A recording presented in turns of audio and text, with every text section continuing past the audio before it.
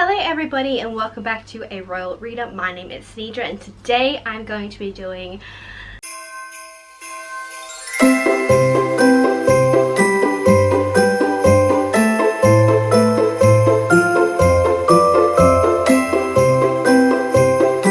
I don't usually do unhauls, and when I do them it's usually a really big amount. So I have quite a few books here that I need to unhaul because 1, I didn't enjoy them, 2, I'm not interested in them, and 3, I'm going to be getting different editions of them. So those are the 3 reasons why I'm going to be getting rid of these books. And yeah, I am 98% sure I'm going to be giving these to my local library. I'm not entirely too sure how to set up a Depop. Yeah, let's just get into it. So the first book is going to be a bit of a shock, a bit of a surprise. Sorcery of Thorns by Margaret Rogerson. Yeah, I know. If you guys have watched my wrap-up that I did for this book, you will know that I really did not enjoy this book. I was very much disappointed by it. I thought that the romance was also really bad and sort of left field slash insta-lovey at the same time. The connections just weren't there and this story dragged on for so long. It's insane, and yeah, I really didn't enjoy this. So essentially in this we follow our main character called Elizabeth. She is an apprentice slash trainee in one of these mystical libraries that hold a lot of books that sorcerers have made, so they are filled with like magical spells and things like that. And in some cases these books can become monsters. They sort of take on a life of their own and they become these things called malefacts, I believe they're called, and they can attack people. So at the beginning of this book we have Elizabeth, who is fighting this book that has turned into a malefact, and essentially someone that's very close to her ends up getting killed in the mishap, and she ends up getting blamed for it, which is not obviously her fault. And then she is transported to this sorcerer's place so that she can await trial, because she did defeat the book, but it is a sorcerer's book, which means that it's only one of its kind. So she's kind of in trouble for that, while also getting in trouble for killing the person that she didn't kill. So yeah, to escort her to the sorcerer's place we have our second character called Nathaniel Thorne. He is like the most eligible bachelor sorcerer person, and with him is his demon Silas. So that's pretty much the synopsis of this book. It sounds so good. It's about books that has a demon in it. What more could I want? Apparently more than what this book gave me. So next on this list is one that I have had for a million years, and it's also by one of my favorite old-time authors. So it's a little bit hard to give this book away, while also the fact that I've had it for like well over a decade and I still have not read it. That's Wayfarer by Lily St. Crow. This is a tale of beauty and madness. Wayfarer. So Lily St. Crow is the author of the Strange Angels series. That series was one of my favorites when I was growing up as a kid. It was sort of like a zombie killer girl, sort of like, you know, hunters from Supernatural. Her and her dad sort of hunt things that go bump in the night stuff, and she ends up getting caught in this big like vampire war, I think. Anyway, I absolutely love that series. I reread it so many times that the front page of the first book was falling off. So that's how you know you love a book. I saw this at an op shop and picked it up and was like, oh my god, she has written like a retelling of Cinderella. And then I turned the back over, and as you can see, she also has a second book that has Snow White. So I was like, oh my god, I cannot read that book until I get the Snow White book, and I could not find it anywhere. And I also was not smart enough or old enough to think about getting it on the internet. Yeah, I still don't know if I want to read this or not. I mean, I love myself a good fairy tale retelling, but I don't know if I have to read the first book in order to read this book. I actually think this is the third book in a series, but I'm not too sure. Yeah, it just doesn't sound that great. So next on my list I have very, very dusty book. Please dust don't go into my coffee that's on the floor. The Crown's Game by Evelyn Skye. Now I did try to read this a few years ago. I think I got through the first like 3 chapters of it and just was very confused and was not interested. It also sort of reminded me of Shadow and Bone, which I don't really understand how, because it's not, I think it's just the fact that one, the second main character's name is called Nikolai, and 2, it's like set in Russia, sort of like the Shadow and Bone trilogy is. So yeah, I don't know too much about this other than the fact that there are 2 sort of enchanters and they have to fight to become the Imperial Enchanter, sorry, and then the other one, you know, obviously dies, you know, a fight to the death type of thing. And yeah, that's pretty much it. Next on this list I have Passenger by Alexandra Bracken. I know, another booktube favorite, or at least I think it was.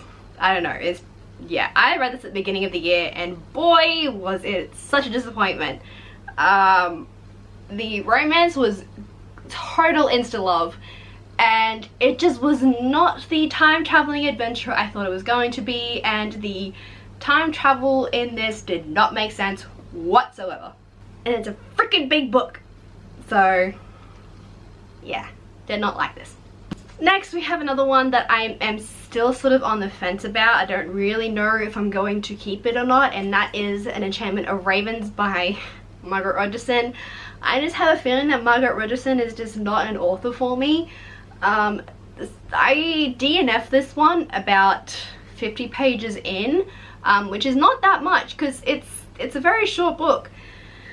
But I just really could not get into this. The plot of this is very simple. We have Fae and we have humans. The humans are able to sort of have this thing called a gift, I guess, and our main character, Isabel. Our main character Isabel has the gift of being able to like paint portraits and stuff, and the Fae of this world, they cannot create things. Like they can't cook, they can't clean, they can't make portraits obviously, so they go to Isabel and get her to paint portraits of them. And one day she is visited by one of the princes of the Autumn Court, and she, you know, spends some time with him as she's painting him, and in the end she ends up painting a human emotion into his eyes, which makes him become a laughingstock back in the Feylands.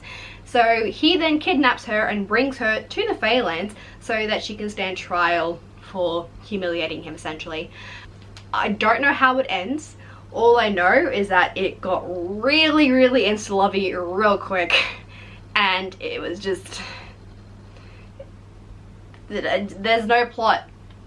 There's just no plot, there's nothing in this, and it was just so I'm really upset. I really love the cover of it as well. Next on my list, Falling Kingdoms by Morgan Rhodes. So I read this also this year and was very disappointed. This was supposed to be marketed as a sort of best for fans of Game of Thrones, and it is like baby Game of Thrones, if I'm honest. We have the incest, sibling love, we have the murder on every second page, we have random magical people, secrets, family secrets, sieging, and just there was not a lot that happened in this book. It took a very long time to get through it, if that made sense. It just sounds so good, but it's also so annoying to try and read. Like, there's 5 different main characters and they are, none of them are likable. If you can change my mind on this series, tell me. Or maybe don't tell me, because then I'll have to buy them, and there's like 12 books in the freaking series. So the next book is one that I'm going to be getting rid of to get a new edition of, and that's going to be Cinder by Marissa Meyer. I still have not read this book. I know it is a travesty, essentially. But I really don't like these covers, which is why I have not picked it up. I know that sounds so stupid, but I'm just not attracted to this cover at all. So I'm going to be getting the new covers that have been created, the illustrated versions. I'll pop a picture up here. I much prefer these ones instead. They drag my attention in so much better than just this. Next is one that I got many years ago as well. This is when I was going through my very first time on BookTube, and I was essentially just buying things that sort of looked interesting so I could continue doing book hauls, because that is all people would watch back then.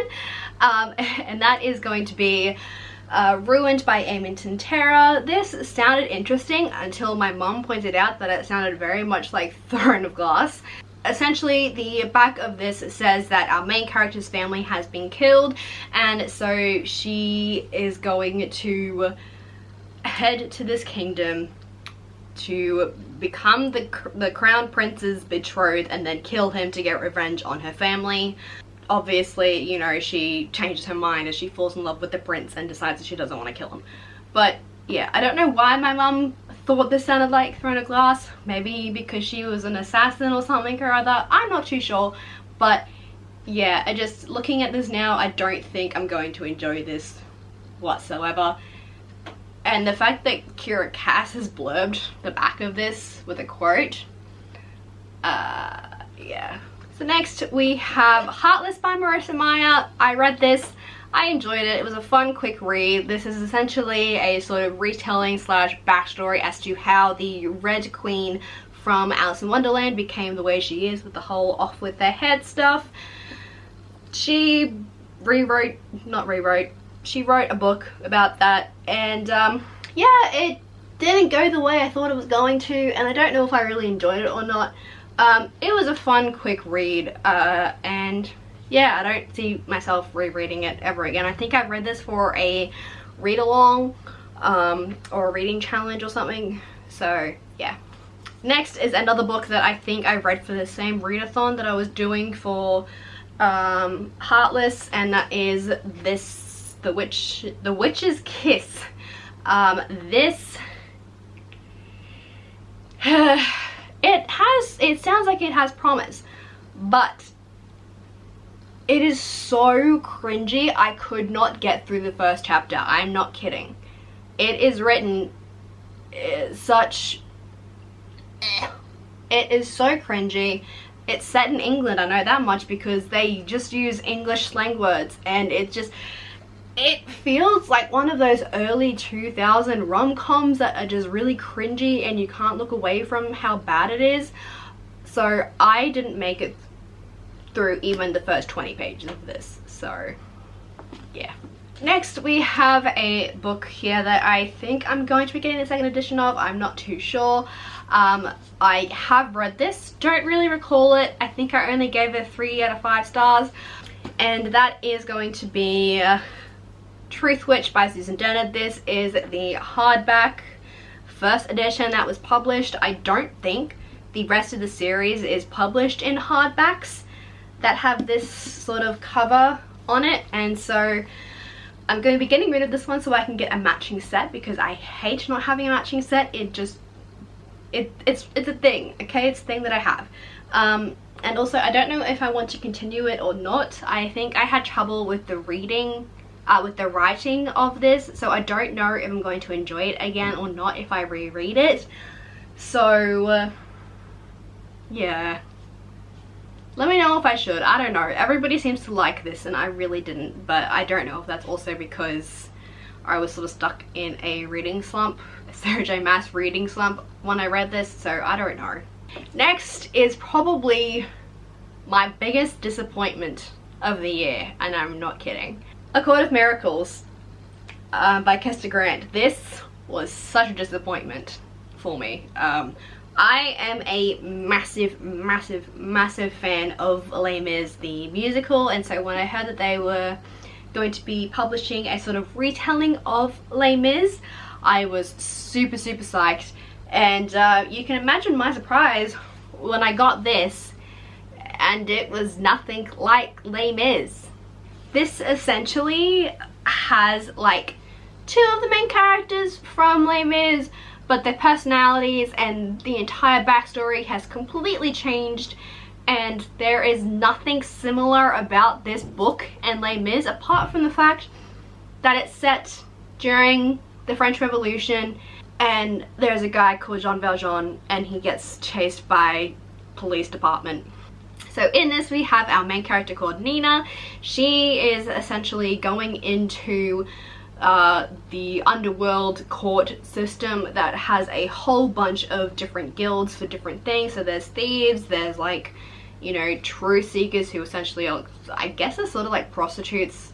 I don't know. There's a whole bunch of other people, and she is going to be entering into this whole guild situation to try and win back her sister, who their father sold to this guy who, you know, has like the House of Flesh or whatever. Like, that gets resolved real quick. And then we have the sort of cassette main character gets entered in, like, you know, a couple of years later or so. I don't know, this whole story was in such shambles. There was so many inconsistencies, and there was so many time jumps that made it feel really, really disjointed. So yeah. Now this last book is one that I am also unsure of, so please let me know if you think I should keep hold of it. That's going to be Deadly Education by Naomi Novik. As you guys are probably aware, there is some sort of discord happening around this book at the moment. I know she has, I think, at least misrepresented some characters who are people of colour. I do not want to support that whatsoever, as I am a person of colour. So I don't know if I want to have this in my collection, but I have heard that it is actually a really good story apart from a few of those instances. So I'm not too sure if I want to keep it or not. Let me know what you guys think. Yeah, I still don't know. Plus it's a really nice cover. I bought this the day before all of that stuff got revealed. So you can imagine how I felt. 10, 11, 12, 13. I have 13 books that I'm getting rid of. It's pretty dang good. So these are all the books that I'm going to be getting rid of. Anyway, I hope you guys enjoyed this video. Like I said during it, please let me know if you think I should keep some or if I should give some another chance. I hope you enjoyed the video. Give it a thumbs up if you did. Don't forget to subscribe down below if you are new. And follow me on Twitter and Instagram. Links are always down in the description box. And I will chat to you guys in another video later on.